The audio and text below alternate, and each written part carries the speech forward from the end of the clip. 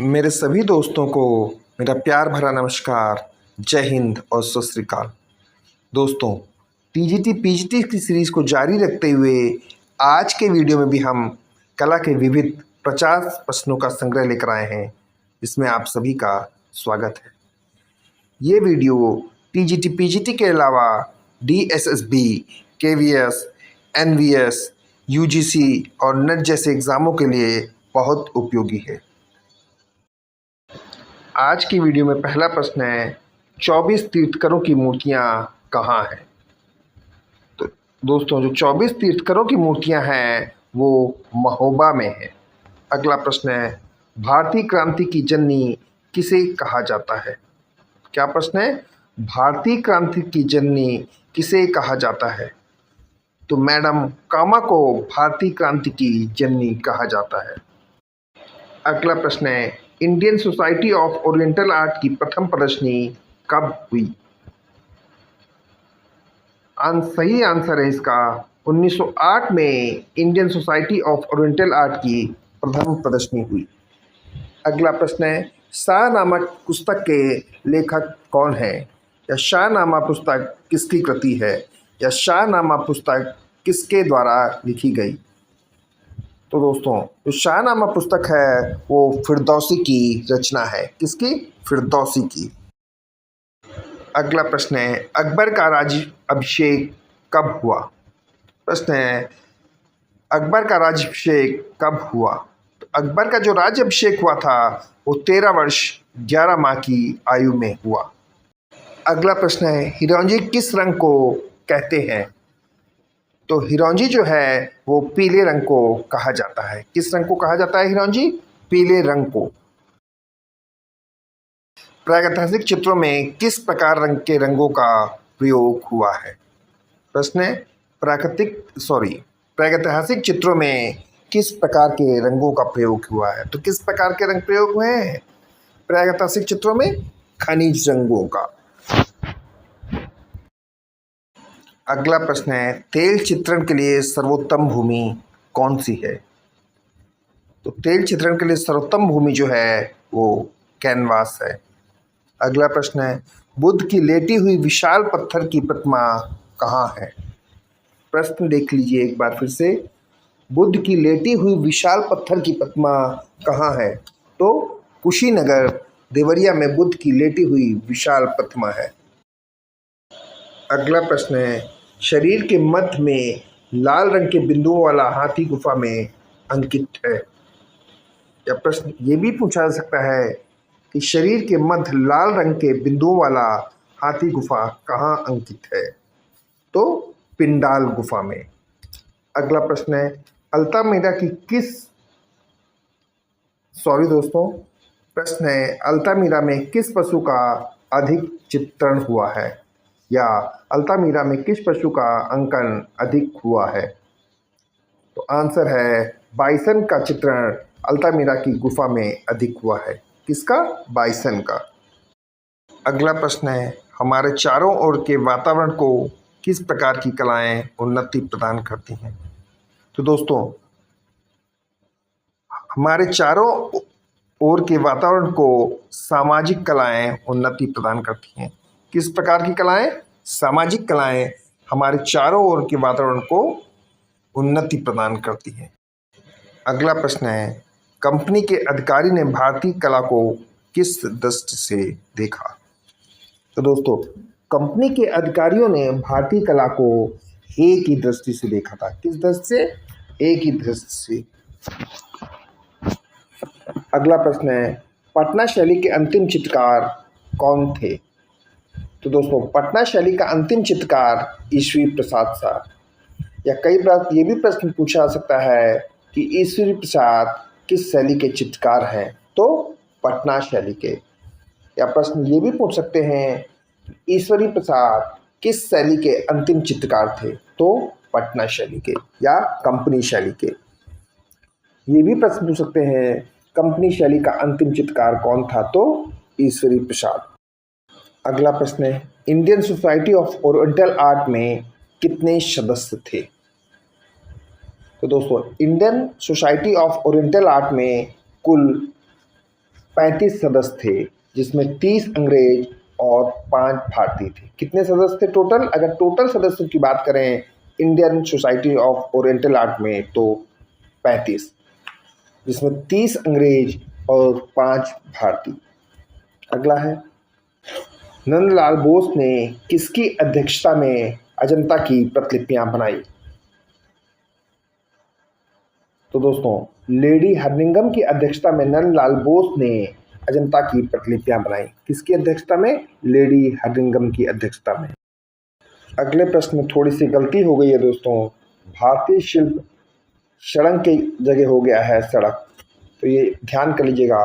भारतीय शिल्प षडंग के रचयिता कौन है? तो भारतीय शिल्प षडंग के लेखक अवनींद्रनाथ टैगोर।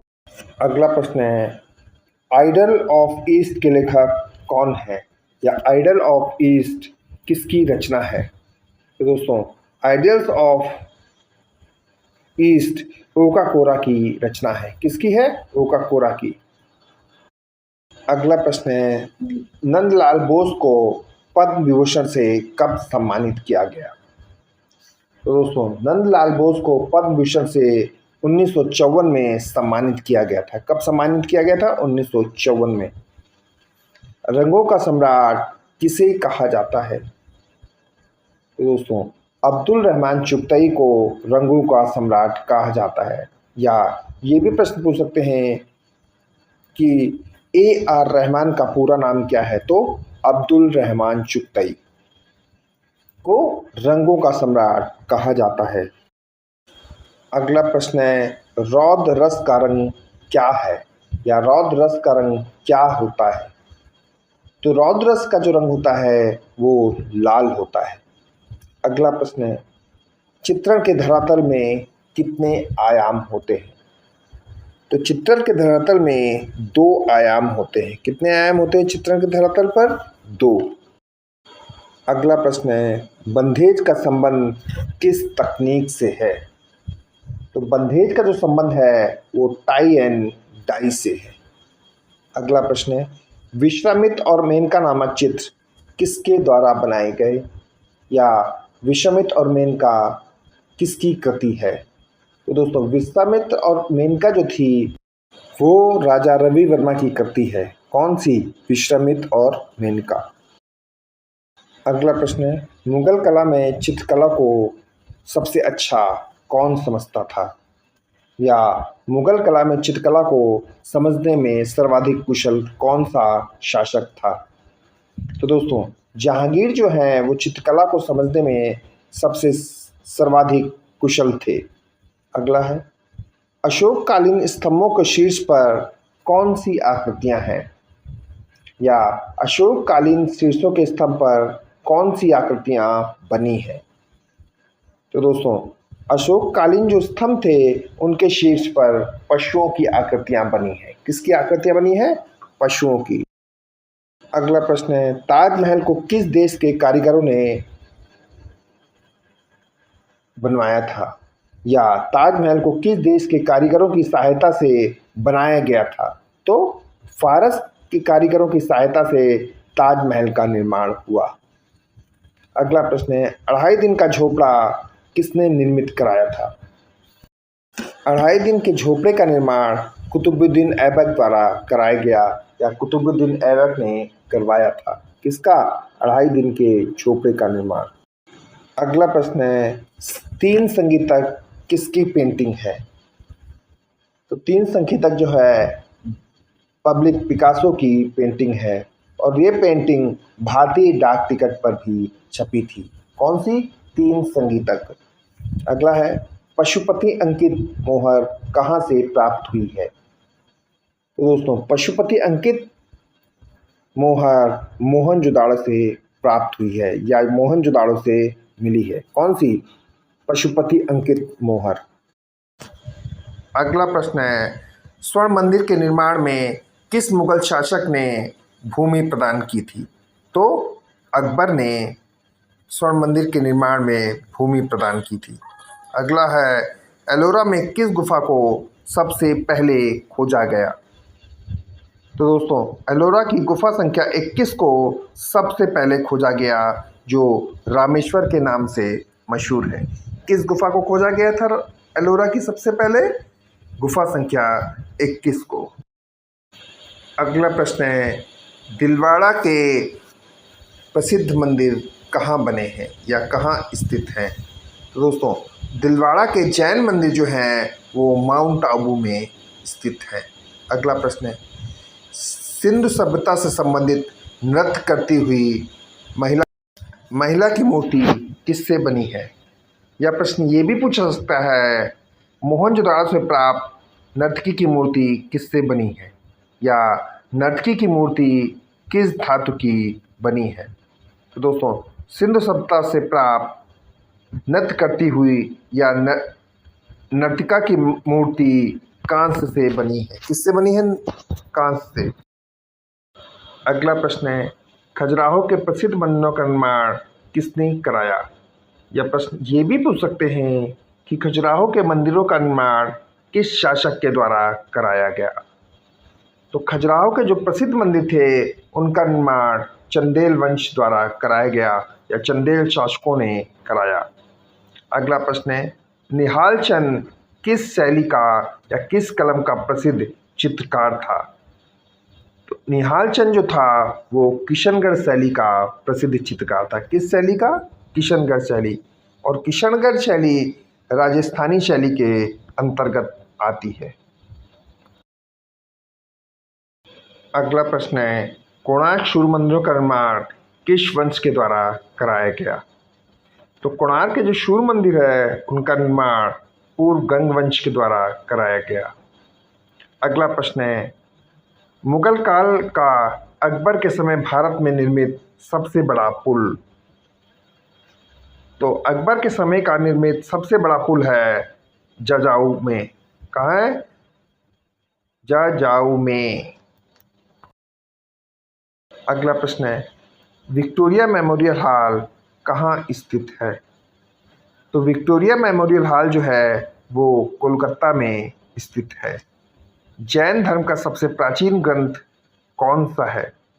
तो जैन धर्म का सबसे प्राचीन ग्रंथ कल्पसूत्र है। अगला प्रश्न है, भारतीय चित्रकला की नवीन जागृति का पिता किसे कहा जाता है? तो दोस्तों, भारतीय चित्रकला की नवीन जागृति का पिता E.V. हैवेल को कहा जाता है। अगला प्रश्न दोस्तों, शांति निकेतन की स्थापना कब हुई? तो शांति निकेतन की स्थापना 1921 में हुई थी।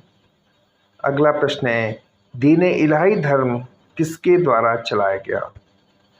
तो दोस्तों, दीन-ए इलाही धर्म जो है वो अकबर के द्वारा चलाया गया धर्म है। किसके द्वारा? अकबर के द्वारा। अगला प्रश्न है, राजस्थानी का उदय किस शताब्दी में हुआ? तो राजस्थानी शैली का जो उदय हुआ था वो 16वीं शताब्दी में हुआ।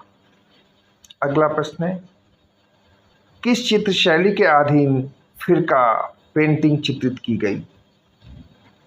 बस एक बार फिर से देख लीजिए, किस चित्र शैली के अधीन फिरका पेंटिंग चित्रित की गई? तो कंपनी शैली के अंतर्गत फिरका पेंटिंग चित्रित की गई। किस शैली के अंतर्गत? कंपनी शैली के अंतर्गत या कंपनी शैली के अधीन फिरका पेंटिंग चित्रित की गई। अगला प्रश्न है, प्रागैतिहासिक चित्रों का धरातल क्या है? तो जो प्रागैतिहासिक चित्र प्राप्त हुए हैं उनका धरातल शिला है। अगला प्रश्न है, भित्ति चित्रण किस धरातल पर किया जाता है? तो भित्ति चित्रण जो है वो दीवार पर किया जाता है। अगला प्रश्न है, मनोल्लास नामक ग्रंथ के रचयिता कौन है? तो मनोल्लास ग्रंथ जो है वो सोमेश्वर द्वारा लिखित ग्रंथ है। आज के वीडियो में इतना ही दोस्तों। मेरा ये वीडियो आपको कैसा लगा इस बारे में आप अपनी राय ज़रूर दें। धन्यवाद।